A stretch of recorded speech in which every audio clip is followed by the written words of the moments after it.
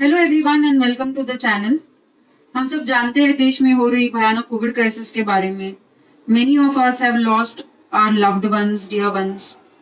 पर ऐसे भी कुछ लोग हैं जिन्हें बिल्कुल माइल्ड सिम्टम्स है या वो असिम्टोमेटिक है। तो पिछले साल मुझे भी कोविड हुआ था और मैं असिम्टोमेटिक थी। But since I am a diabetic तो I fall in the comorbid category और इसीलिए मुझे एक कोविड केयर सेंटर में जाने के लिए एडवाइस किया गया था। I was in the COVID care center for 10 days और I remained asymptomatic throughout। तो वहां पे मेरी जर्नी कैसी रही, वहां पे हमारी ट्रीटमेंट कैसे कर रहे थे, what food we were eating, ये सारी बातें और ये सारी इन्फॉर्मेशन मैं आपके साथ शेयर करना चाहती हूँ सो दैट आप सब लोग जो भी अभी फिलहाल होम क्वारंटीन में है या होम ट्रीटमेंट कर रहे हैं उन्हें भी ये गाइडलाइंस फॉलो करके अपने आप को कोविड के डेडली इफेक्ट से वो बचा सकते हैं और अपने लव्ड वंस की भी केयर कर सकते हैं। Who should do the testing and when should we do the testing? तो पिछले साल जैसे मैंने कहा it was actually my husband who had tested positive and उसके बाद उनके इमीडिएट कॉन्टैक्ट में जितने भी लोग आए थे उन सबका टेस्टिंग हुआ था एंड उसी दौरान मैं कोविड पॉजिटिव हूँ ये मुझे पता चला था। दो I remain asymptomatic but since मुझे डायबिटीज है तो डॉक्टर्स ने मुझे कोविड केयर सेंटर में एडवाइस किया जाने के लिए। So it is the doctors who decide कि आपको होम क्वारंटाइन रहना है या आपको हॉस्पिटल में जाना पड़ेगा एंड आप ये डिसीजन नहीं ले सकते हो and you should strictly follow what you have been advised by the doctors. मैंने ये टेस्टिंग गवर्नमेंट सेंटर में ही करी थी तो मुझे रिपोर्ट्स भी वहीं पर मिलने वाले थे and once I receive the reports I was advised to immediately leave my house and go to the COVID care centre.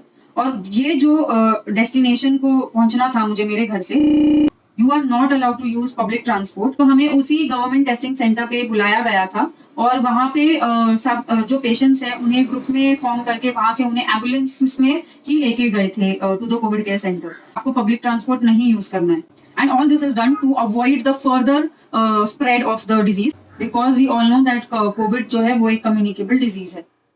तो कोविड केयर सेंटर में जाने के बाद हमें सेपरेट रूम मिला था और एक रूम में या तो एक पेशेंट होता है या दो पेशेंट्स को शेयर करना पड़ता है and every room has a separate washroom and bathroom. दिन में दो बार क्लीनिंग होती थी जहाँ पे they used to sanitise and clean washrooms. और कोई बेडशीट या बेड लिनन और any of the cloth any material is not to be shared with any other people in the COVID care centre. The windows used to be always open because cross ventilation बहुत जरूरी है। तो home treatment के दौरान आप जो भी Covid patient है आपको सेपरेट रूम में रहना चाहिए और आपका वॉशरूम और बाथरूम भी सेपरेट होना चाहिए। उसे आप आपके रेस्ट ऑफ द फैमिली के साथ शेयर नहीं कर सकते हैं। उसके बाद आपके जो विंडोज है उसे आप खुले रखिए क्योंकि आपको वेंटिलेशन की बहुत जरूरत है। फिर जो भी आपने यूटेंसिल्स यानी कि बर्तन या कपड़े और या जो भी पर्सनल यूज की चीजें हैं जो भी एक पेशेंट होते हुए आपने यूज की है वो आपको सेपरेट रखनी है, वो भी आप शेयर नहीं कर सकते हैं। सारी चीजों का क्लीनिंग एंड सैनिटाइजिंग वॉशिंग का भी आपको ख्याल रखना है। जो भी ऐसे सर्फेसेस है आपके रूम में और रूम के आसपास जहाँ पे आपने टच किया है या जैसे कि डोर नॉब्स, डोर हैंडल्स, तो उसे आप डिसइंफेक्ट करते रहिए, उसको सैनिटाइज करिए और उन जगहों को क्लीन और साफ रखिए। आप एज अ पेशेंट जो वॉशरूम भी यूज कर रहे हैं उसे आपको हर रोज वॉश करना है, सैनिटाइज करना है। फिर as a care and precautionary measures आपको सारे फॉलो करने हैं जैसे कि दिन भर आपको काफी सारा पानी पीना चाहिए, उससे आप अपनी बॉडी को हाइड्रेट रखने में मदद करेंगे। Wear mask even at home. हर 8 घंटे बाद आपको अपना मास्क चेंज करना चाहिए। तो जो आपने यूज करा हुआ है उसे प्रॉपरली डिस्पोज करिए और दिन में 2 बार आप स्टीम ले सकते हैं। और अगर आपको गले में थोड़ी बहुत खराश है या गले में कुछ इन्फेक्शन लग रहा है थोड़ा बहुत तो आपको गागल भी करना चाहिए यानी कि कुल्ला करना चाहिए। तो आप गर्म पानी से या पानी में नमक डाल के आप गागल कर सकते हैं। Also at the Covid centre हमें बहुत सारे योगा या ब्रीदिंग एक्सरसाइजेस भी कराए जाते थे। तो आप भी घर पर ये ब्रीदिंग एक्सरसाइजेस कर सकते हैं। नाउ सबसे इंपॉर्टेंट चीज होम ट्रीटमेंट में हम अपने आप को मॉनिटर कैसे करेंगे। तो हमें बहुत ही बेसिक 2 ही इक्विपमेंट्स की जरूरत है। तो सबसे पहला है एक ऑक्सीमीटर। तो इस ऑक्सीमीटर की हेल्प से आपको बस आपके फिंगर को यूं रखना है and you get your oxygen saturation levels over here और आप अपने ऑक्सीजन को मॉनिटर कर सकते हैं। आपको देखना है कि आपके ऑक्सीजन लेवल्स 95 एंड अबव है तो आपको माइल्ड सिम्टम्स ही है और आप ठीक है। अगर आपके लेवल्स 95 से कम होते हैं तो you have to immediately contact your doctor. And second equipment is infrared thermometer. इससे आप अपना टेम्परेचर टेस्ट कर सकते हैं।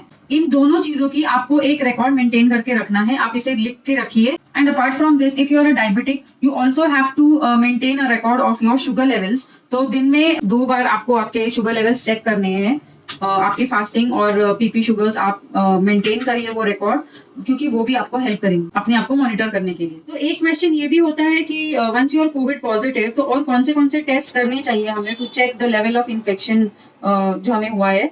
तो अगर आप डायबिटिक है या आपको और भी कोई कोमॉर्बिड कंडीशन है तो उस वक्त आपको आपके डॉक्टर्स एडवाइस करते हैं कि हम आपको कौन से टेस्ट करने हैं। आपको खुद से ही जाके कोई भी टेस्ट नहीं करने हैं। तो जैसे कि मैं डायबिटिक हूँ और मैं उस वक्त कोविड केयर सेंटर में थी, तो वहां पर हमें एक्सरे और कुछ ब्लड टेस्ट करने को कहा गया था और वो हमारे टेस्ट वहां पर हुए थे। अब बात करते हैं हम फूड की। तो आपको एक प्रॉपर बैलेंस डाइट मेंटेन करना है और रखना है। ऐसा कोई स्पेशल रिक्वायरमेंट नहीं है कि आपको नॉनवेज ही खाना है या नॉनवेज बिल्कुल नहीं खाना है, ऐसा कुछ भी नहीं है।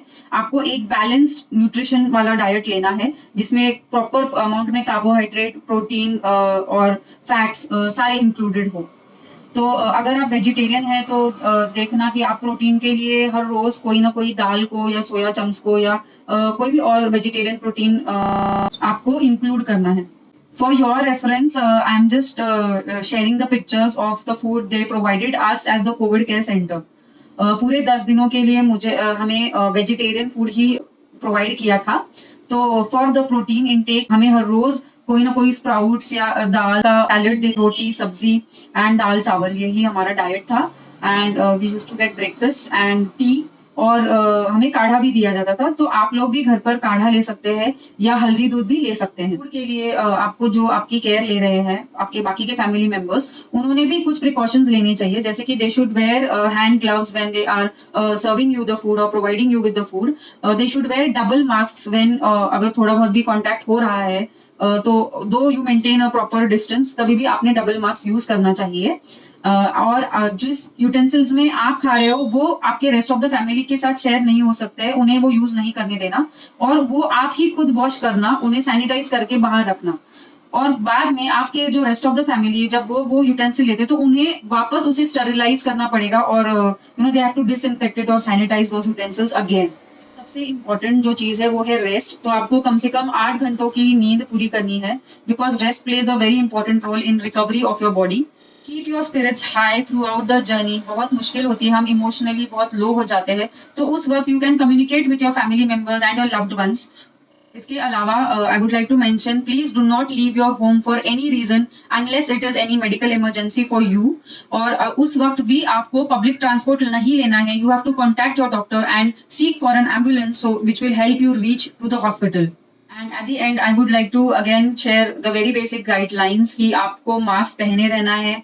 Please wash your hands with soap and water for at least 20 seconds, और या तो फिर आप सैनिटाइजर भी यूज कर सकते हैं। एंड सोशल डिस्टेंसिंग को मेंटेन करना।